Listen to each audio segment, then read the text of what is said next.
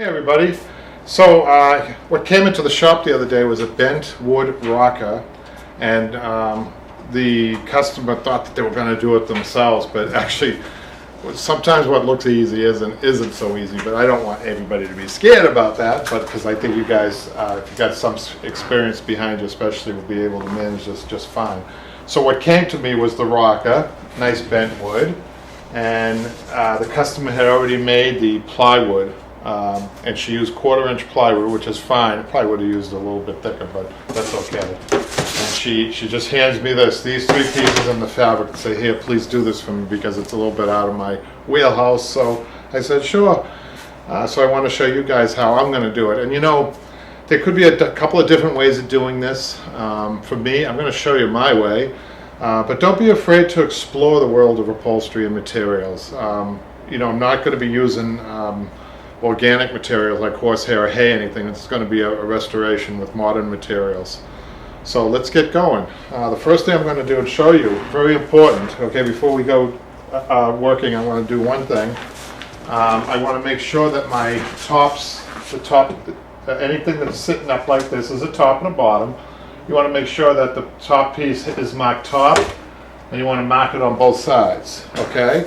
That's one thing. The other thing is the seat. So make sure that the seat is already, she's got a little warp in the seat. So what we're going to do is I'm going to use that warp to my advantage.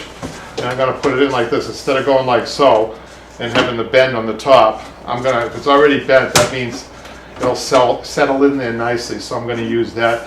I'm going to use that just like that. And what I'm going to do here, I want to mark the front of that. So anything that's laying like flat, you know, it sounds simple, right guys? But if you're working a tuxedo sofa, for instance, you're going to have, you have to make sure your directions, you know your directions on things. So I'm going to write front. I'll explain that in a minute.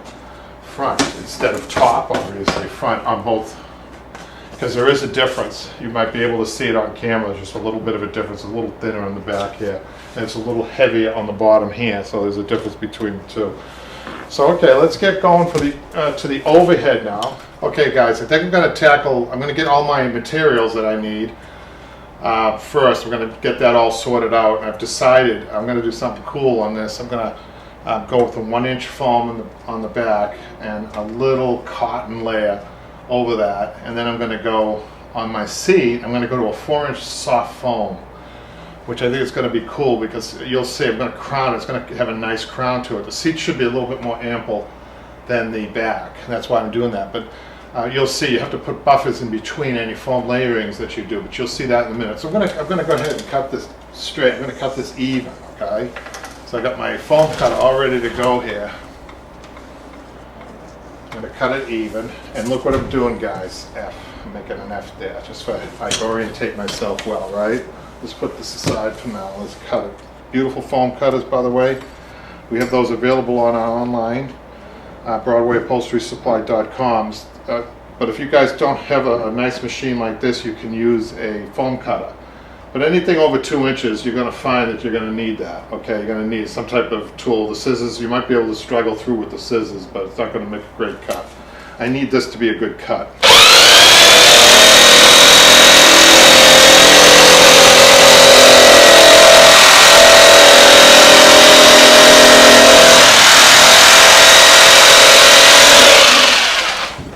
For your benefit, I'm showing you on this table, but normally you want a table that is a slippery table, like a cutting table. This is my work table, but I want to just show you guys this from an overhead.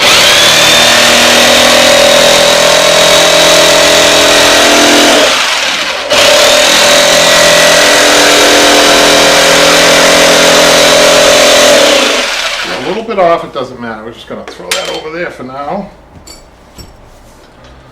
And so that's going to be our top of the seat, right?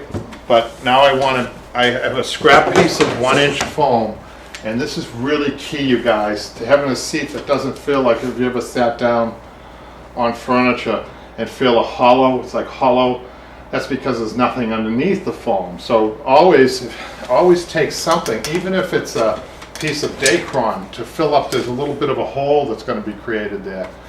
So what I do is I'm going to just freehand this. I got a big piece that scrap piece, it's fine.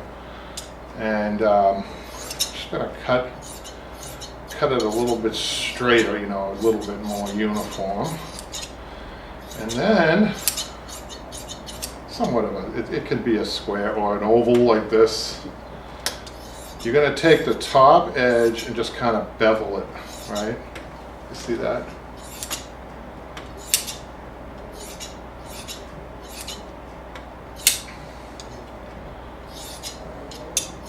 This is just for the seat, you guys, the 1-inch foam.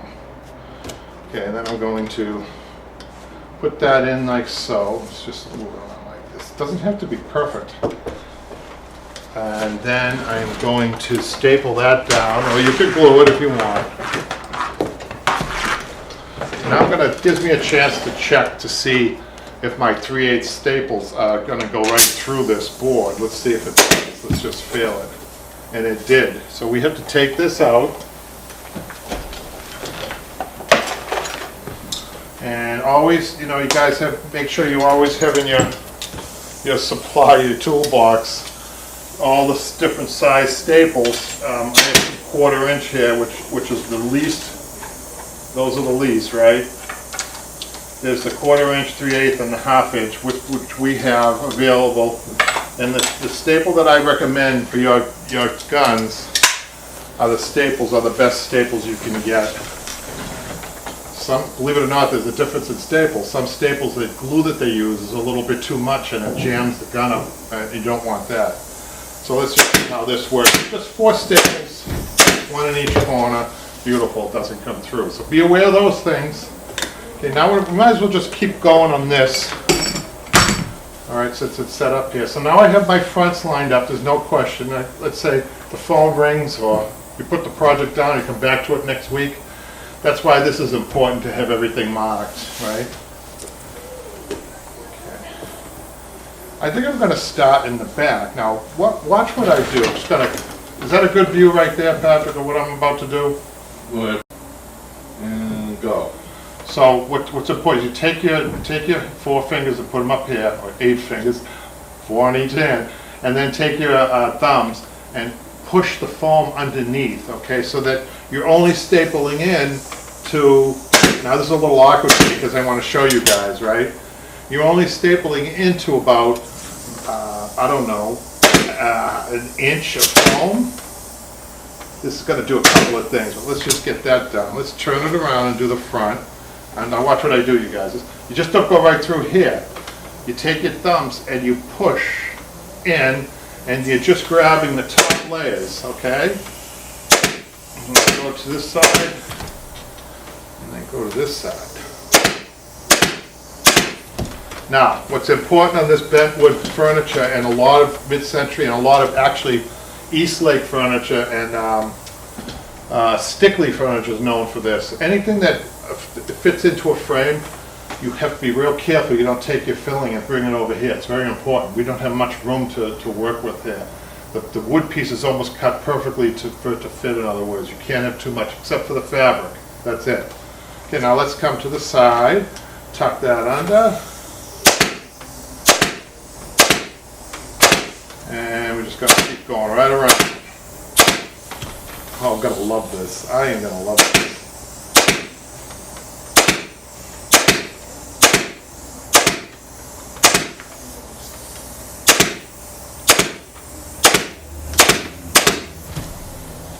Take this one.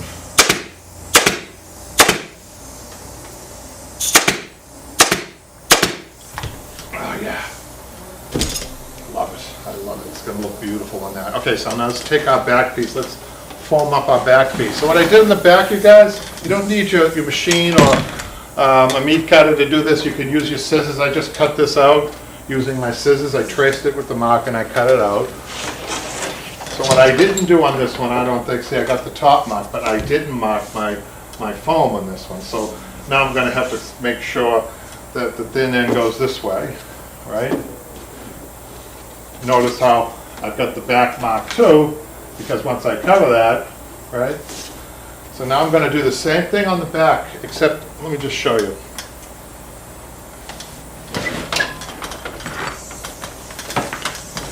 You still need to kind of tuck under, even though it's 1 inch.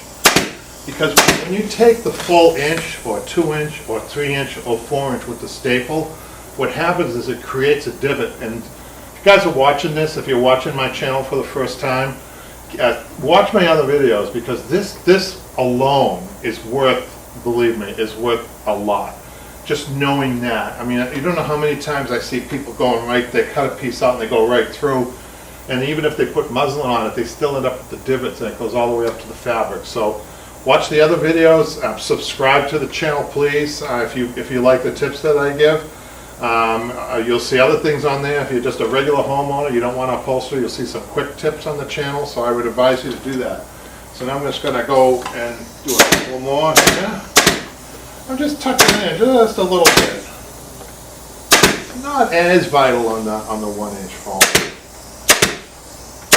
I am doing that. I might be going fast, might not be seeing me doing that, but I am tucking it down just a little bit. I'm taking my left thumb and I'm pulling it under and then stapling with my right hand, right? So here we go.